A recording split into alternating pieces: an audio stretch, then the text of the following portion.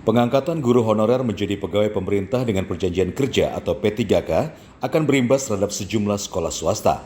Pasalnya gelombang eksodus guru honorer yang lolos seleksi ke P3K bakal membuat sekolah non-pemerintah mengalami kekurangan tenaga pengajar.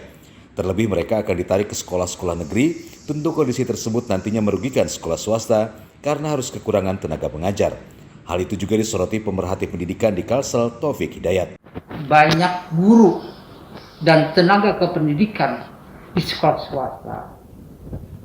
Konon sampai 90% tenaga kependidikan yang diterima di program P3K ini. Sekolah-sekolah swasta belum begitu siap untuk menyiapkan penggantinya.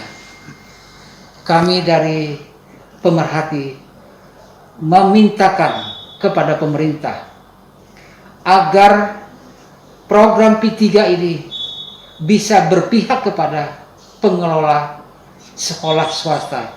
Karena sekolah swasta akan kehilangan guru-guru yang terbaik mereka.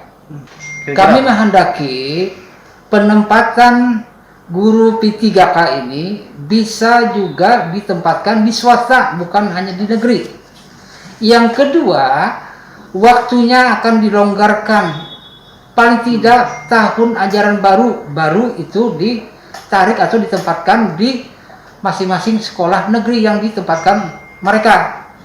Kalau sekarang dalam waktu singkat ini kita tidak bisa menyiapkan kader-kader guru tenaga pendidikan yang terbaik daripada swasta ini. Di Kalsel sendiri, pengangkatan guru honorer akan dimulai pada Januari 2022 mendatang. Dari Banjarmasin, Alif Hidayatullah, K1net.